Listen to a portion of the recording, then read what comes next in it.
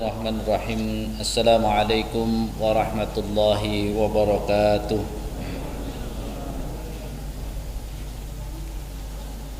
Innal hamdalillah nahmaduhu wa nasta'inuhu wa nastaghfiruh wa na'udzu billah min shururi anfusina wa sayyiati a'malina. May yahdihillahu fala mudilla lahu wa may yudlilhu fala hadiyalah. Asyhadu an la ilaha illallah wahdahu la syarika lah wa asyhadu anna Muhammadan abduhu wa rasuluh alladzi la nabiyya wa la rasula ba'dah.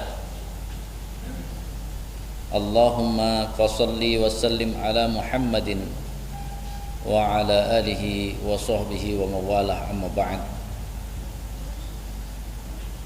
Qala ta'ala ya ayyuhalladzina amanu taqullaha haqqa tuqatih wa la tamutunna illa wa antum muslimun. Jamaah sekalian rahimakumullah, pertama tentu kita bersyukur pada Allah. Kalau ingat 2 tahun yang lalu kayaknya corona itu luar biasa, tetapi sekarang sudah biasa-biasa saja. Ketika Allah benar-benar menolong kita, maka seperti hilang begitu saja.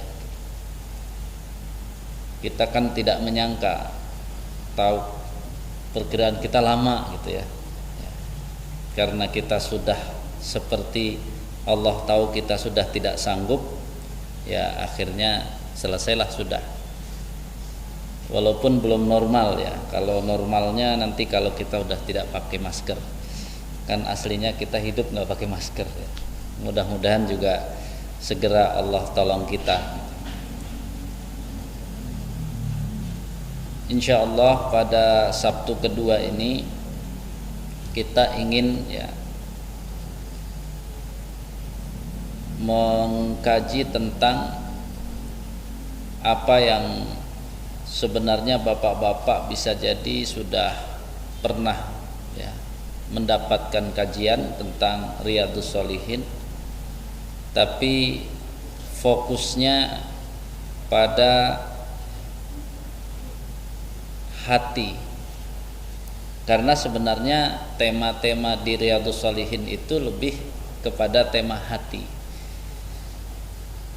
Ini penting karena secara jujur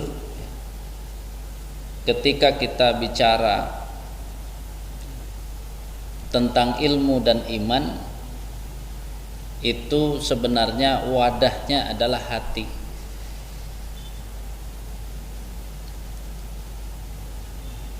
Iman, ilmu, hidayah Allah itu adalah cahaya. Kan surat An-Nur surat cahaya karena di dalamnya ada ayat tentang cahaya. Dari surat An-Nur dari ayat 35 sampai 37 itu harus kita jadikan pegangan itu. Cahaya Allah ini kan mengetahui seperti apa semangat kita untuk betul-betul mengkaji secara utuh hati kita ini. Itu kan kalau kita lihat dari apa yang disampaikan di ayat tersebut, itu menunjukkan bahwa namanya cahaya dari Allah itu sudah pasti terang. Mana ada cahaya baik berupa iman, berupa ilmu, berupa hidayah, kalau ditafsirnya itu adalah berupa Al-Quran, itu cahayanya terang. Pertanyaannya, pernahkah cahaya dari Allah itu redup? Tidak pernah. Cahayanya tidak redup. Namun Allah menggambarkan di dalam ayat ini tugas kita itu bukan mempermasalahkan cahayanya terang, cahaya dari Allah sudah pasti terang. Tapi kita adalah bagan-bagannya itu. Ya, lenteranya harus bening, kacanya harus bening, ya. Kemudian minyaknya juga bening. Karena semuanya bening itu, makanya cahayanya Allah itu terang. Kalau kita mau memahami itulah semua komponen itu. Ayat itu menggambarkan contoh nih kan. Lampu ini kan terang. Tetapi ketika semuanya kita buat putih ya, catnya putih, kemudian apa? Lantainya putih, semua putih, lebih terang dari ini atau lebih gelap? Pasti lebih terang. Coba kalau diganti hitam semua, dicat hitam, cahayanya redup. Jadi hari ini ya, hati kita itu kalau dia hitam, walaupun cahaya Allah asalnya terang, ternyata apa? Redup dia. Jadi bukan cahaya Allahnya yang berubah ya, wadahnya yang berubah. Ini harus kita pahami. Makanya kan antara orang kafir dengan orang munafik itu kan bedanya di mana? Bedanya kalau orang kafir itu kan cuman karena tertutup saja. Begitu tutupnya lepas, kalau orang kafir itu memang ya baik ya, dia semuanya bening, tiba-tiba Islam langsung apa? Bercahaya dia. Tapi kalau orang munafik bukan tertutup. Bukan tertutup kalau orang munafik, tapi apa? Wadahnya cahaya itu yang dicat hitam. Itu bedanya ya. Hatinya yang dia apa? Dinodai jadi hitam. Kan beda kan? Kalau tadi tertutup di luar saja, begitu dibuka langsung.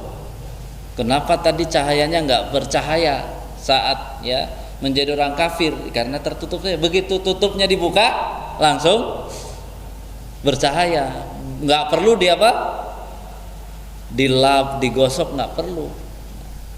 Nah kita ya, harus paham bahwa proses kita, kalau kita lihat ya, Imam An-Nawawi ini kan disebutkan oleh ya ulama yang lain ya, itu kalau kita sebut itu kan beliau adalah Al-Hafidh ya.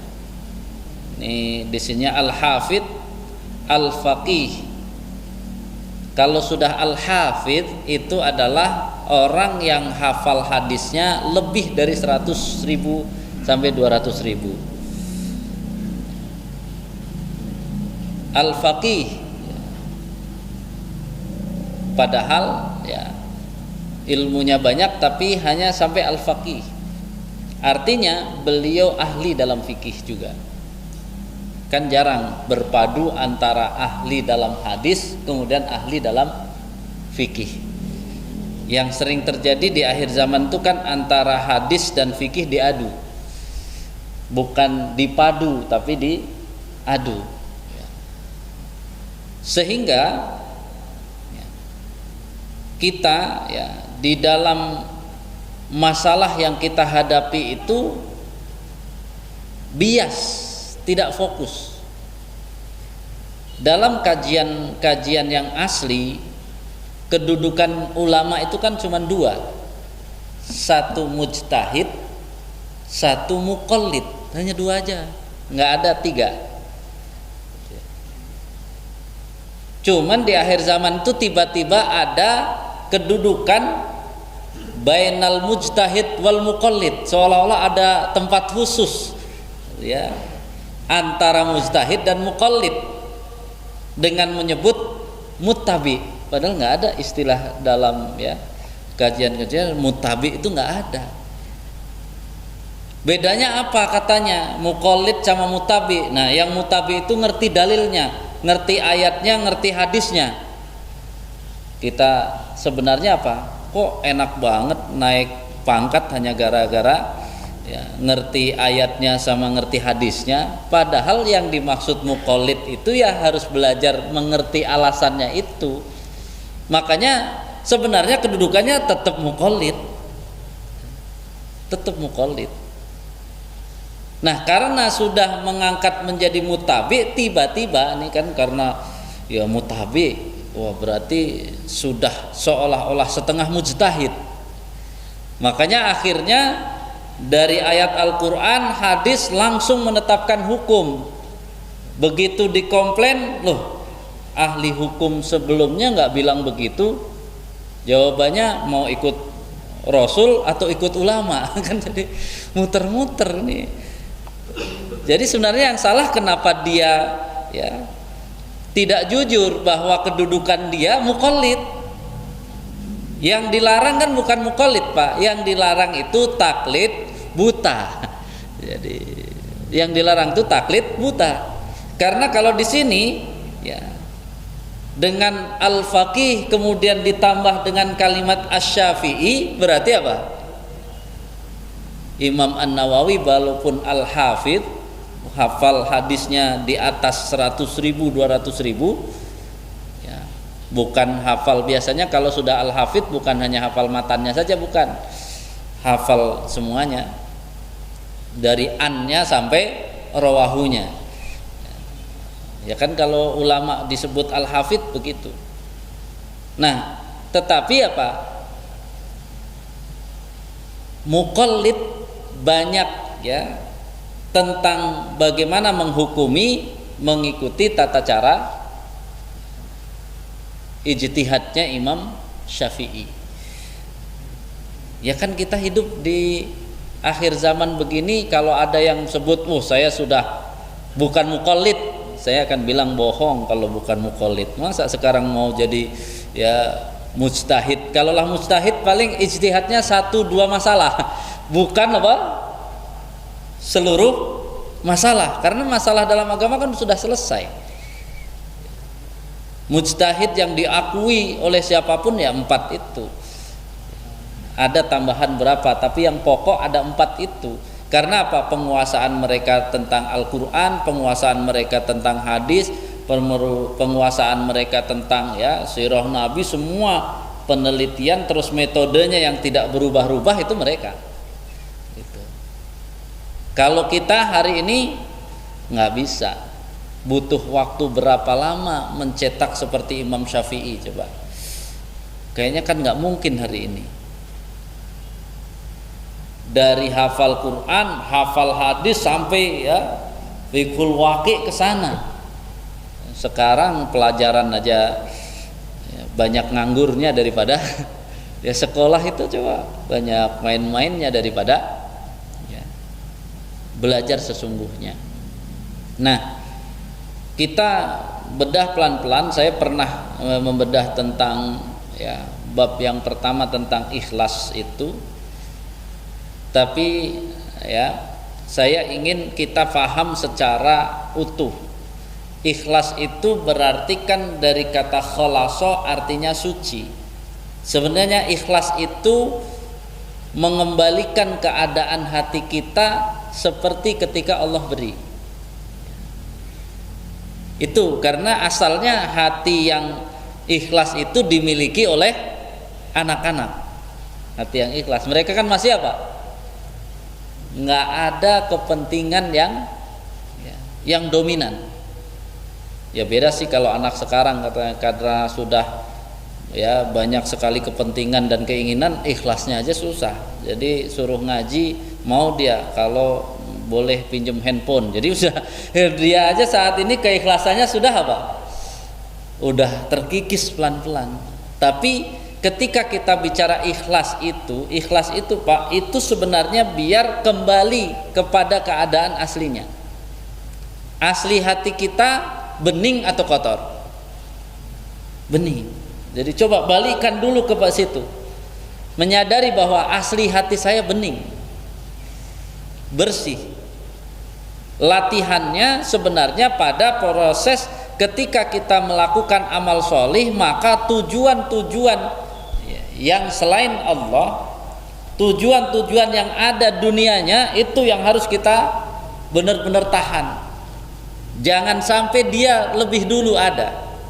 Yang lebih dulu ada adalah Allahnya.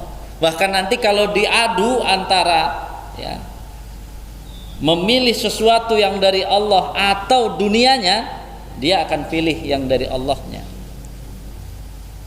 Jadi latihannya itu. Namun ikhlas ini ya menarik nanti ketika ikhlas ini, setelah ikhlas nanti tobat. Apa bedanya? Kan ikhlas berarti hatinya biar bersih, Ustadz. Kenapa harus ada tobat? Kalau ikhlas itu keadaan hati kita. Nah, sedangkan tobat itu nanti dosa-dosa atau noda-noda yang nempel kepada hati kita juga harus dibersihkan. Kalau tadi kan kalau ikhlas itu ya sesuatu yang selalu kita lakukan, akan kita lakukan gitu ya. Itu kan urusannya dengan niat, dan poros niat adalah ikhlas, adalah membersihkan dari kepentingan-kepentingan dunia. Pokoknya harus kepentingan akhirat dominan, kepentingan Allah dominan. Kalaulah ada dunia itu, dunia kita anggap hanya sekedar apa? Ya bahasa orang dulu kan apa? Kalau nanam padi ada rumputnya ya, itu cuma rumput saja. Tapi kan rumput tuh kadang-kadang harus dibersihkan. Bukan padinya kan yang dibersihkan, yang dicabutin, tapi yang dicabutin adalah rumputnya. Itu berbeda. Jadi kalau posisi ikhlas ke situ, posisi tobat adalah benar-benar diperiksa mana yang ada nodanya. Karena tobat itu untuk membersihkan noda-nodanya. Targetnya biar apa? Sudah punya keikhlasan, kembali kepada tadi ya, sifat hati yang bening tadi. Sekarang giliran noda-nodanya dibersihkan. Cuma dua posisi ini Pak, itu nanti kasusnya sering seperti orang lupa mencari kacamata yang ada di atas apa ini biasanya ya, di atas ini sering kan orang nyari kacamata ke sana kemari, padahal kacamatanya ada di atas kepalanya. Kan nyarinya gimana asalnya? Nyarinya gimana? Di atas kepalanya itu. Ketika hati kita terus ya diikhlaskan tadi, dia seperti cermin. Jadi dia apa? Ya kan nyari kacamata yang di atas ini kan paling mudah kalau bercermin, langsung ketemu. Ini kadang-kadang kalau nanya yang di rumah juga mereka senyum, biarin aja dikerjain gitu ya. Ya belum tentu itu nanya sekitarnya mana kacamata, nggak tahu gitu. Padahal dia tahu gitu ya. Suruh lihat ke cermin aja, begitu cermin, di sini kacamatanya gitu ya, di keningnya. Jadi persis nanti dosa-dosa tuh gitu Pak. Ketika kita nanya kepada orang, mana ada orang mau jawab Pak. Saya kira-kira dosanya apa? Ya kalaulah tahu juga rasanya gimana Pak kalau ditanya dosanya apa? Ya segen lah mau ngomong. Makanya ternyata dosa itu persis tadi, nanya belum tentu ketemu, walaupun orang lihat belum tentu berani apa? Berani ya jujur, ya harus bercermin. Gimana mau bercermin? Tadi modalnya ikhlas tadi. Kalau ikhlas itu kan hati yang aslinya bening menjadi bening. Walaupun ada noda-noda kan, kalau dia bening seperti cermin, tetap akan kelihatan bahwa di mana dosa-dosa kita. Makanya kan yang sebelumnya saya sudah sebut, syarat ikhlas itu yang pertama, ikhlas itu urusannya sama ilmu. Jadi kalau kita mau ditanya, Ustadz bagaimana saya biar ikhlas, kita tanya dulu ikhlas apa dulu. Biar saya ikhlas untuk sholat berjamaah ke masjid, ya udah pelajari aja ilmunya ya, baik keutamaannya semua pelajari. Kemudian setelah dipelajari ngerti apa, akhirnya apa, dicoba. Sehingga kalau saat ini kita bicara ikhlas tapi ilmunya nggak ada, nanti gampang banget begitu ada orang lain ngomong, oh nggak usah ke masjid itu ya. Masjid itu banyak bid'ahnya, dia nggak jadi ke masjid ya. Karena apa? Ilmunya kurang, jadi mudah terprovokasi sama orang lain. Jadi ikhlas itu harus muncul dari dalam diri kita. Ini sangat penting bagi kita. Kenapa? Ya karena kan kalau mau diambil satu-satu, bahasa Jawanya itu dipetani. Kalau di sini asal jangan salah ngomong saja dipateni. Udah beda gitu ya. Dipetani sama dipateni sudah beda gitu ya. Kalau dipetani satu-satu, Pak, saya mau nanya sama Bapak, berarti seberapa ikhlas Bapak menjadi seorang bapak, seorang ayah? Tadi sudah kasih bocorannya, jawabannya gimana Pak? Seberapa banyak Bapak tahu ilmunya dari Allah untuk menjadi seorang bapak? Kalau saya nggak tahu, ya berarti jangan bilang ikhlas. Nggak tahu gimana mau ikhlas. Jangan-jangan jurus menjadi bapak cuma dua saja, galak dikit sama nggak ngasih jajan. Oh, berarti dia sama anaknya cuma jurusnya itu aja. Gitu ya. Pokoknya anaknya nggak nurut digalakin, kalau nggak digalain nggak saya kasih jajan. Ya, masa bapak seperti itu? Kan seringnya gitu. Belum lagi bapaknya tuh di rumah ya itu aja, cuman ditanya kenapa ada bapak diem, cuman takut doang. Jadi ini kan PR. Jadi ketika kita sudah bicara ikhlas hari ini, maka tugas kita benar-benar harus di-list. Saya ikhlas sebagai bapak, langsung checklist. Saya harus banyak tahu tuh ayat-ayat Al-Quran tentang bapak, hadis-hadis tentang bapak, hukum menjadi bapak, itu harus tahu. Makin banyak ilmunya, makin ikhlas menjadi bapak. Makin kurang ilmunya, berarti kurang ikhlas menjadi bapak. Menjadi suami, waduh banyak banget Pak. Apalagi kalau bapak saat ini umurnya sudah punya cucu. Wah, bapak harus jadi Nabi Ibrahim. Karena kakek yang sukses dalam Al-Quran adalah Nabi Ibrahim. Semangat Pak Ustadz, istrinya lebih dari satu katanya. Semangatnya cuman istrinya lebih dari satu doang, bukan itunya. Jadi mentang-mentang Nabi Ibrahim boleh tuh jadi kakek Nabi Ibrahim gitu ya. Yang diingat cuman apa? Istrinya dua gitu. Jadi bukan status istrinya dua, tapi menjadi kakek yang sukses.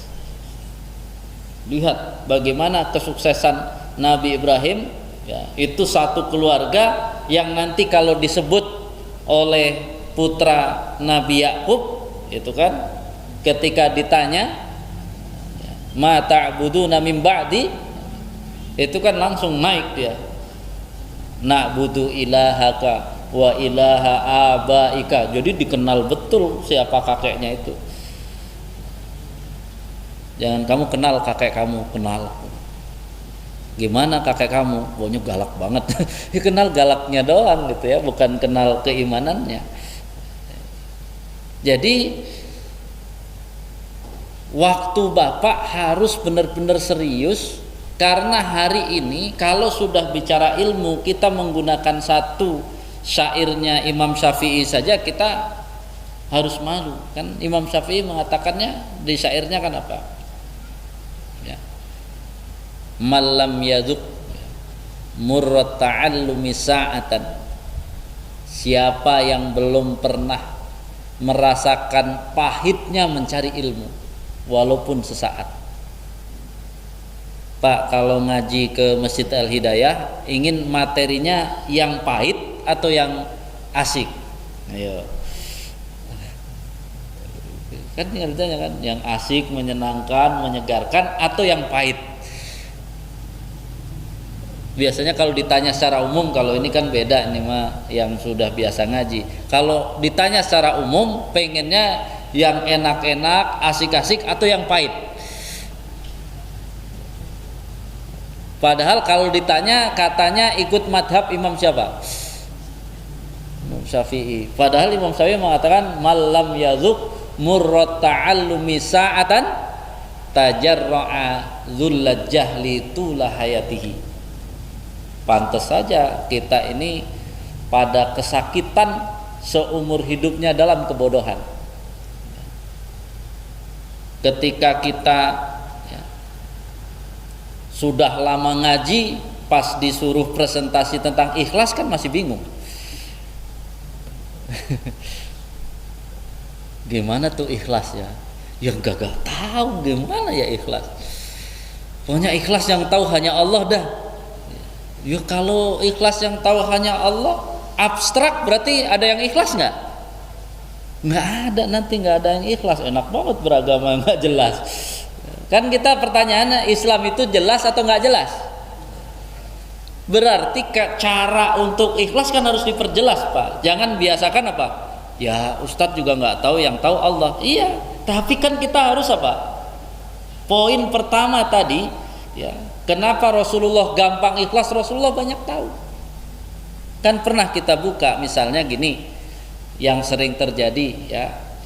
Nah, mudah-mudahan ingat nih, saya saya ulang saja. Bapak punya kawan hutang 10 juta, mau bayar tadi sore, ternyata dia WA, mohon maaf ya Pak ya, ternyata nggak jadi, saya mau bayar utang saya 10 juta. Rasanya gimana? Mau ikhlas? Sementara nanti kalau dibayar, mau bayar ini, bayaran anak kemarin belum, ini belum ya. Tapi WA-nya menyenangkan. Gimana biar ikhlas, Pak? Kan nggak bisa kan? Kita tuh sering pengen ikhlas, tapi begitu ada masalah diem. Gimana mau ikhlas? Gara-gara ngaji ya, kalau ikhlas kan sabar aja Pak Ustadz, kita ikhlas. Ya nggak bisa. Tetap aja gondoknya nggak ya hilang-hilang. Tahu begitu nggak, saya pinjemin dulu, minjem aja sampai maksa-maksa, giliran bayar. Padahal kan kalau pakai teori satu tadi, berarti kalau saya masih belum paham, tinggal buka tafsir Ibnu Katsir saja, surat Al-Baqarah ayat 280 kan. Waduh, saya kok ini kawan saya katanya nggak punya uang, mau bayar hutang nggak jadi. Itu kan di tafsirnya jelas, kalau engkau ya wa in kana dzu usratin fanadhiratun ila maisarah, itu kalau engkau benar kawan kamu lagi kesusahan lalu engkau kasih ya sudahlah nggak apa-apa gitu. Kapan kamu mau usaha? Ya paling bisa juga bulan depan. 1 bulan lumayan juga kan, ditunda 1 bulan. Tapi kata Ibnu Katsir kan apa? Engkau sama dengan infak ya sehari sebesar hutang temanmu. Jadi kalau hutangnya 10 juta ditunda sebulan, berarti kita punya pahala infak berapa, Pak? Berapa? 30 kali 10 juta berapa? 300 juta. Memang ada yang saya mau infak 300 juta gitu Pak Anton? Belum ada kan? Ini saya mumpung dapat 300 juta saya infakkan. Berat juga. Tapi gara-gara menunda orang yang benar-benar kesusahan, ya udah bayar sebulan, kita sama dengan infak 300 juta. Begitu tahu ilmunya, gondok nggak? Ternyata banyak juga gitu. Jangan-jangan saking asiknya, mudah-mudahan bulan depan mundur lagi gitu ya, biar masih ada gitu saya pahala infak ya. Ini kasusnya Pak, kalau ternyata setahun ya nunda terus gimana?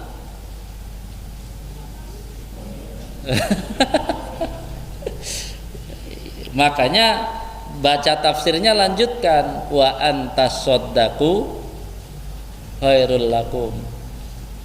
Ustadz ya, daripada saya ikhlaskan, mendingan kan kata Ustadz ya setiap hari saya kayak infak 10 juta ya biarin aja lah sampai nanti. Nah itu kalau nafsirin sendiri kayak gitu ya. Udah jelas kata ayatnya itu, kalau kamu ikhlaskan lebih baik, berarti pahalanya lebih besar lagi. Jadi kenapa jadi nafsirin sendiri? Ya, gara itu kan belajarnya masih separuh. Berarti kalau suka ngotot kan ngotot. Ya Pak Ustadz, kenapa kamu udah 2 tahun kawan kamu nggak bisa bayar hutang apa?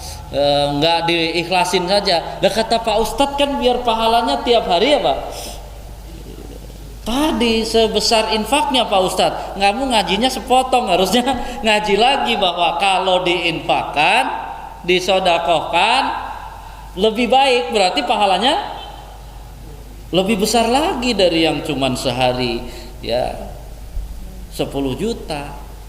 Nah lihat, keikhlasan itu berarti apa? Syarat yang keduanya harus selalu bertambah ketika muncul masalah. Harus bertambah apanya? Ilmunya. Selama ini hidup Bapak sudah sumpok stres karena begitu ada masalah bukan nambah ilmu, pengen cari solusi aja. Ya gini mana solusinya? Kagak ada. Orang dia nggak nimba ilmu, konsultasi doang.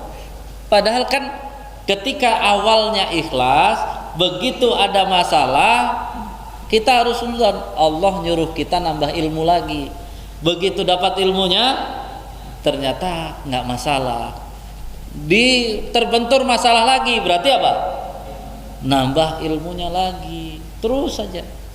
Makanya sebenarnya kalau yang semangat ngaji kemudian melihat masalah kawannya melakukan tidak sama dengan yang dia kaji, bukan dia ribut sama kawannya, sebenarnya harusnya dia apa? Nemu masalah, nambah ilmu lagi. Kok ada yang begitu? Ya, dia nambah ilmu lagi. Begitu lihat lagi, beda lagi, harus apa? Ini kan enggak. Akhirnya ilmunya tertutup segitu, jadi enggak ikhlas. Ya, enggak ikhlas. Lama-lama pusing karena begitu banyak ngaji malah banyak ngurusin tetangga daripada ngurusin dia sendiri.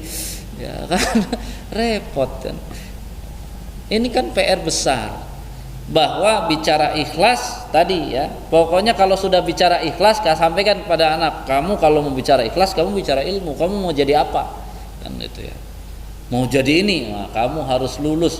Kalau kita hidup di zaman ya Khalifah Umar bin Khattab, kamu pengen dagang nggak ngerti fikihnya, nggak kena, ditangkap kamu sama Umar bin Khattab. Ditangkap, suruh, bukan dipenjara, disuruh belajar dulu sampai lulus. Ini kan yang ada ustadznya memberitahu itu dagangnya nggak bener Pak, malah ustadznya yang di apa? Oh, jangan undang ustadz itu, masa nyalahin. Jadi kasihan amat gitu ya. Memang bener juga ya. Kalau punya kekuasaan seperti Umar bin Khattab, nggak usah tanya-tanya, kamu tutup tokonya, kamu ya saya tangkap, kamu belajar. Terus ya udah, jangan banyak pikirin nanti dagangan kamu sehari berapa cuman dapatnya sekian, ya udah nanti kamu dapat kompensasi dari negara sebesar ya yang keuntungan yang kamu dapat, tapi kamu harus sampai lulus ya hukum dagang itu. Jadi keikhlasan ini di poin yang kedua itu harus selalu seperti itu. Kemudian ya ini mengulang sebenarnya, yang ketiga adalah kita bisa memilah mana urusan kita kepada Allah dan mana urusan kita kepada manusia. Yang kita pegang ikhlasnya itu yang kepada Allah. Kalau yang kepada manusia ya kita nego lah sama manusia. Yang tidak ada nego adalah kepada Allah. Punya saudara tadi, balik lagi lah contoh paling gampang, hutang, pengen hutang, tapi dia memang kebiasaan ngomongnya hutang tapi kagak balikin, tapi dilihat memang hidupnya susah gitu ya. Kebetulan Allah kasih kita lagi, udah naik gajinya gitu ya, datang saudara itu.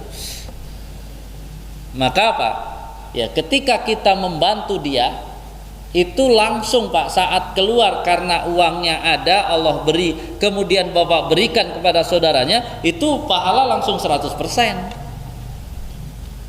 Langsung 100%. Masalah nanti apakah saudara Bapak terima kasih atau tidak, saudara Bapak nganggep Bapak nolong atau tidak, fitnah, itu sebenarnya beda urusan. Jadi kalau kita mau ikhlas harus paham itu. Paham itu bahwa apa? Itu tugas saya. Allah beri kemampuan, kemudian orang butuh saya beri. Nah, kita sering selama ini susah ikhlas karena tercampur. Kamu udah dibantu terus enggak? Nah, udah kan jadi kita bawa-bawa yang kita bantu. Padahal yang kita bantu itu oleh Allah sudah disediakan pahalanya, kan Allah tidak menzalimi. Cuman tinggal bagaimana urusan antar manusianya. Ya biarin aja lah, dia kagak terima kasih, kan nggak ada hubungan sama saya, hubungan dia sama Allah aja. Karena saat saya mengeluarkan bantuan, saya sudah belajar ikhlas, kan dari Allahnya itu yang penting, dari dia kagak penting. Jadi ini kan poin yang terjadi. Karena apa? Ini dunia, kita baik, kita nolong, apakah orang yang kita tolong, yang kita baikin pasti baik? Sudah jelas kemungkinannya dua, bisa baik, bisa tidak baik. Ya kita siapkan saja. Ini saya sudah nolong nih, apakah orangnya berterima kasih, apakah orangnya nggak berterima kasih, itu urusan nanti. Urusan saya nolong dulu. Itu harus bisa Pak. Setiap amal itu harus tadi. Makanya kan ketika kita ke masjid fokus, saya ke masjid mau apa? Mau melaksanakan sholat, sudah fokus. Ya, masalah nanti kanan kiri ada yang nggak sesuai, itu sabar dulu. Udah. Kan ini urusan saya dulu. Ya.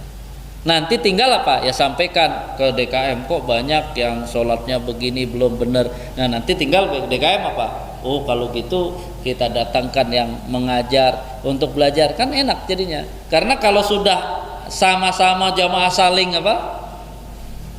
berbalas pantun, keren kan kalau sebenarnya itu kan kacau, nggak selesai. Namanya juga berbalas pantun, ada selesainya nggak? Itu kalau nggak di stop nggak selesai itu berbalas pantun namanya. Kenapa kita sebut berbalas pantun Pak? Kalau antar jamaah kenapa kita sebut berbalas pantun? Ya karena cuman berpantun saja. Ya, kan tidak sedang diskusi tentang dasar-dasar ilmu, ya kayak pantun saja jadinya. Ya ributnya nggak akan ada selesainya. Kalau yang berdasarkan ilmu kan ada mentoknya. Oh, mentoknya di sini. Ya sudah selesai. Ketika urusan antar jamaah yang nggak pakai ilmu, bawa-bawa golok, jadi nggak selesai urusannya. Ini yang perlu menjadi catatan bagi kita. Kemudian efek yang terjadi tidak nyaman, tidak enak, itu adalah bagian dari pensucian jiwa. Bagian dari pensucian jiwa. Jadi kita biasa kan Rasulullah sehebat itu nolong orangnya ya kurang ajar ada gitu ya. Jadi jangan kita malah menghukum diri sendiri, kayaknya saya memang belum pantas, ini nggak usah gitu amat. Orang kalau kita nggak berbuat buruk jangan menyesal. Kita berbuat baik, difitnah, kan kita nggak usah menyesal. Ya Allah, saya nggak ada urusan sebenarnya. Ya, fitnah itu bagi kita berarti apa? Levelnya mau naik. Levelnya mau naik. Nah kemudian yang jangan lupa, yang saya suka ingatkan adalah terus minta kepada Allah untuk ikhlas itu. Karena Rasulullah SAW dalam dzikir pagi petang itu selalu menyebut ikhlas itu. Kalau pagi asbahna ala fitratil Islam wa ala kalimatil ikhlas. Kalau sore amsayna ala fitratil Islam wa ala kalimatil ikhlas. Rasulullah sebenarnya kalau beramal ikhlas nggak Pak? Udah beramal ikhlas tapi masih minta ikhlas 2 kali sehari. Kalau kita beramal sudah ikhlas belum ya? berapa kali sehari kita minta? Ya masalah lagi, ternyata di poin ini kita ya belum sadar juga minta ikhlas itu. Nah sehingga begitu kita sudah memposisikan cara ikhlas yang seperti tadi, maka kita akan bisa melihat hadis-hadisnya itu sebenarnya memberi semangat kita. Jadi hadis-hadis ikhlas dalam Riyadhus Shalihin, kalau di rumah nanti punya Riyadhus Shalihin baca. Saya di sini mengambil poin ikhlasnya, bab kajiannya. Tapi kalau Bapak sudah mulai saya harus belajar ilmunya, ada masalah saya nambah ilmu lagi, kemudian saya harus paham dalam satu perkara ini mana urusan saya kepada Allah, mana urusan saya kepada manusia. Urusan saya kepada manusia tidak boleh merusak ya jaminan yang Allah berikan kepada saya. Saya nggak mau. Makanya kan apa? Kamu udah ditolong dari dulu, habis nanti kalau Allah kan udah kamu udah nggak jadi ya saya kasih kata Allah, selesai kita. Makanya nggak usah bawa-bawa ya, ketika itu nggak usah marah, dia nggak terima kasih, biarin aja lah gitu. Yang penting saya dapat balasan dari Allah, sudah aman gitu ya. Cuman dia nggak terima kasih sama saya aja nggak ada masalah. Yang penting saya nggak mau balasan dari Allah rusak gara-gara ya melayani yang tidak berterima kasih. Ini gambaran. Nah sehingga dua sisi ya, saya yang sering katakan nanti harus dipasangkan nggak masalah ikhlas itu nanti. Kalau kita sudah nyampe kepada bab takwa, ikhlas itu pasangannya takwa Pak. Karena takwa itu nanti bicara tentang sempurna. Jadi grade paling tinggi itu kan sempurna, disitulah takwa. Maka ikhlas ini nggak boleh berdiri sendiri. Dia nanti kita sandingkan dengan takwa. Apa maksudnya? Kan selama ini ikhlas itu dibiarkan sendiri. Ya Pak Ustadz, yang penting ikhlas. Oh kalau yang penting ikhlas, infak yang penting ikhlas, gampang Pak. Infak aja 2.000 aja, walaupun gajinya udah 200 juta, 2.000 insya Allah ikhlas ya. Jadi gitu bilang, ikhlas kan? Pertanyaannya, kenapa dijodohkan dengan takwa? Kalau dia sudah naik gajinya sampai 200 juta, infak 2.000, kira-kira bisa takwa nggak? Di situ. Karena takwa bicara kualitas gitu. Jadi jangan dipisah. Selama ini kan suka begitu kan? Ya nggak apa-apa Pak Ustadz, yang penting ikhlas. Ya, kamu belajarnya ikhlas doang, nggak belajar takwa. Makanya nih ya nanti ada dari ikhlas kemudian tobat, dari tobat kemudian asidku, itu jujur dan benar. Dari jujur dan benar kemudian ada muraqabah. Nah setelah muraqabah baru ada takwa. Jadi nanti kita baru paham tuh, oh saya walaupun ikhlas tapi nggak boleh pelit, karena yang disandingkan oleh Allah dalam masalah takwa itu seperti fattaqullaha mastata'tum ya, wasma'u atiu, terus kemudian wa mayyuqa, kan ujungnya gitu, siapa yang terbebas dari kekikiran tuh. Jadi kalau masih pelit, ikhlasnya sudah tapi masih pelit, dia tidak naik kepada takwa. Padahal waktu kajian kita sebelumnya, kita ibadah untuk takwa, kita memberi manfaat kepada orang untuk bertakwa. Nah, makanya jangan dipisah. Ini kita kan sering kajiannya ikhlas, habis itu udah yang penting udah tahu ikhlas. Katanya innamal a'malu binniyat, kalau udah ikhlas udah aman. Ya pelit banget. Dia memang aman ikhlasnya, tapi takwanya belum dapat. Makanya kalau kita memahami apa yang disebut oleh Imam An-Nawawi ini, berarti begitu kita bicara takwa berarti saya harus lulus ikhlasnya, harus lulus tobatnya, harus lulus ya sabarnya, sabar harus bergandengan dengan syukur, harus lulus asidku itu jujur dan benar, harus lulus muraqabah, baru saya bicara takwa. Kita kan setiap Ramadan bicara takwa, tapi ikhlas nggak paham, ini kan nggak nyambung Pak. Berkali-kali dengar ceramah Ramadan takwa, Bapak paham nggak? Jadi muter-muter aja kayak kaset nih, ya pokoknya takwa lah. Tapi takwa tuh gimana? Dia nggak bisa bayangin takwa itu seperti apa. Nah sekarang bayangkan takwa itu adalah sempurna.